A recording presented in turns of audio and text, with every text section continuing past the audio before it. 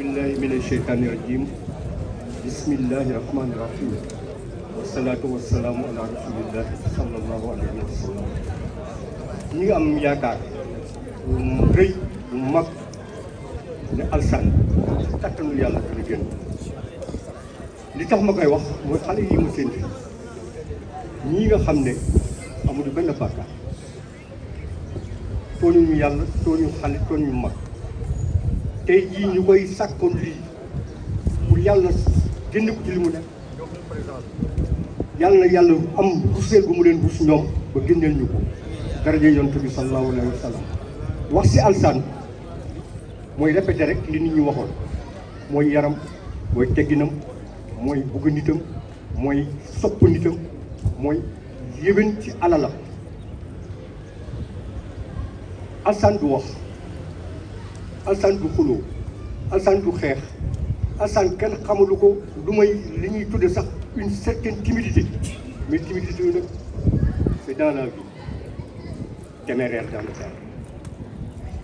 bu duggee ci football fàtte na luy ragal fàtte na luy ruus nit day def li mu war a def daal di génn te li muy def ku ci mas teg baat teg bët xam ne li muy def mën na ko jàng na ko mokkal na ko te yëwén nit yi te footballeur li ngay def pour nit ñi kontaan mooy dextérité bi ngay am technique bi ngay am intelligence de jeu bi ngay am ba ku toog ci tribune bu la contrôle sax am kontaante ba bu génnee du xeex parce que loolu dafay juguler une certaine violence te moom daf ko incarné ci biir Gueule Tapée ak ci mbedd mi ak fépp mu mun nekk. yàlla na yàlla suturaal ko dolli ko sutura yàlla na yàlla rus ñu rus jumaa yi rus kaamil bi yàlla na yàlla def li ñu wax ne moo nekk ci suratul Yaasin ñu am ci yaakaar muy xolo kaamil bi yàlla na yàlla génne ko ci lii mu nekk nii. alhamdulillahi rabbil alamin wasalaatu wasalaamu ala rasulillahi sayyidina muhammad wa ala alihi wa ashabihi wa awladihi wa zuwajihi wa zuriyatihi wa ahli baytihi wa sharihi wa shahihi wa mulkihi wa alayna ma ajmain ya arrahman rahim ya rabbal alamin. Un grand cœur qui n'a cessé de faire du social et du bien dans ces quartiers et dans les quartiers environnants. Donc nous tendons la main, nous nous agenouillons devant le président de la République, M. Bassirou Diomaye Faye. Nous nous agenouillons devant le Premier ministre, M. Ousmane Sonko et son gouvernement. Nous nous agenouillons devant le ministre des Affaires étrangères et des Sénégalais de l'extérieur. Nous nous agenouillons devant la Fédération sénégalaise pour exprimer le mal que nous avons de voir notre fils, notre neveu, entre les quatre murs d'un barreau. C'est vrai. Nous dénonçons cet acte. Je pense que pénaliser un sportif, c'est lui priver le sport, lui priver le tapis vert, mais pas l'incarcérer. Nous supplions toutes les juridictions, internationales comme nationales, de remuer la baguette magique et de le refaire sortir et de le laisser dans sa place naturelle qui est le terrain de football. C'est vrai. Nous supplions tout le monde, nous invitons tous les Médinois, tous les Gueule Tapeurs, en général tout le Sénégal. Surtout, nous supplions encore une fois l'ambassadeur du Sénégal en Turquie de s'enquérir de ce dossier. C'est un dossier très sensible, c'est un dossier international. Mais nous le supplions de s'enquérir de ce dossier et de lui accorder les meilleurs avocats qu'on a là-bas, au niveau de la Turquie. Nous supplions tout le monde. Nous prions également que Alassane retrouve la liberté définitive et qu'il retourne dans le terrain de foot. Il a fait les beaux jours de l'équipe nationale du Sénégal avec Aliou Cissé. C'est vrai. Donc on n'a pas le droit de l'oublier. On n'a pas le droit de le laisser en rade. Nous invitons tout le monde, jeunes, vieux, adolescents, tout le monde, hommes et dames, à soutenir M. Alassane Ndao. C'est une personne extraordinaire. C'est une personne extraordinaire. Les mots nous échappent en parlant de lui. Mais c'est une personne qui a fait de la Gueule Tapée une réunion. Il regroupait tous ses amis autour du baradeur, je peux dire. Donc, autour du thé. Donc, c'est une personne extraordinaire. Nous le soutenons du fond du cœur. nous le soutenons du fond du cœur et invitons tous les Sénégalais de la diaspora et du niveau national de le soutenir. Merci. Merci, Président. Merci.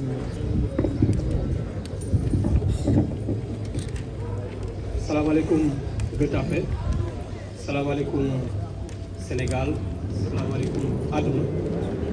Tey dañ fi woote woon daje bu mel nii ngir fàttali suñu benn doomu réew bu ñuy wax Alassane Ndao te international sénégalais doon évoluer fii ci championnat Sénégal am parcours bu rafet débuté carrière am fii ci centre de formation yu ndaw yi école de football d'abord ci suñu papa Cheikh Faye nga xamante ni moo toog nii à côté du produit sénégalais joué ci ASC yi nekk fii lu mel ne ASC Penc di doomu quartier bi évolué aussi ci championnat bi débuté ci Ligue 2 à RS Yoff jóge fa dem ca Dakar Sacré-Cœur en Ligue 1 commencé Ligue 2 ak ñoom monté équipe bi dem ci Ligue 1 bi foofu la yàlla jaarale ay mbiram ba mu dem biti réew bi mu fa demee mi ngi joué ci benn club bu ñuy wax Fatih Karagümrük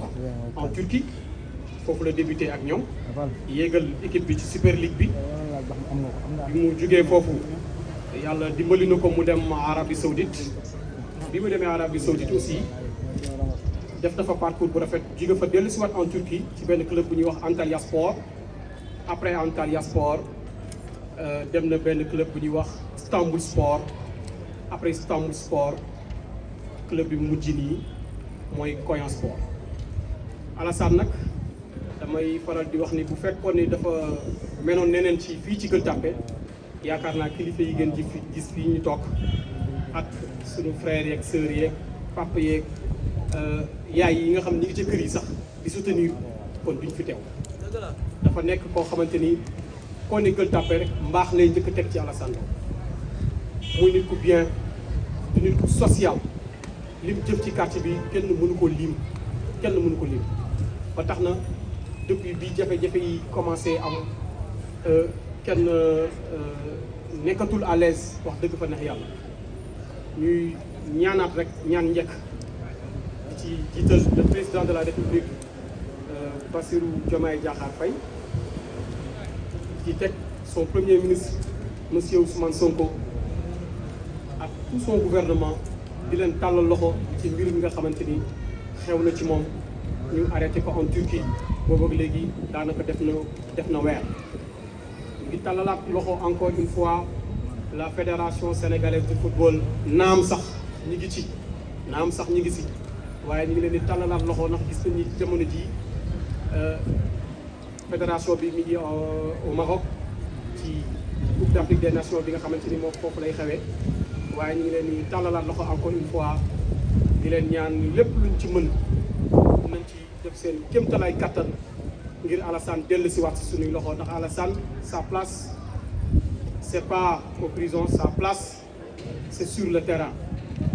ñuy tàllalaat loxo encore une fois ñi nga xamante ni mooy autorité sénégalaise fi nekk maanaam ma jiital si la diplomatie au niveau de mën naa ni de comment dirais-je encore du ministère des affaires étrangères bi nga xamante ni seen diplomatie dëgg-dëgg bu ñu nee doomu Sénégal bu nekk à l'extérieur am fa ay jafe-jafe je pense que ñoom ñooy les premiers à venir en assistance donc ñu ngi leen di ñaan njëkk di leen tàllal la loxo encore une fois ngir ñu taxawu suñu doomu réew mi nga xamante ni mooy Alassane ñu ngi fàttaliwaat presse bi nii suñu frère la suñu rakk la suñu xarit la ñu fàttaliwaat ni nit ku bien la nit ku baax la yii xew ni yëpp wax dëgg fa ne yàlla nekk na loo xamante ni lu ñu bett la sax waaw suñ koy dégg wax dëgg fa ne yàlla dañ naan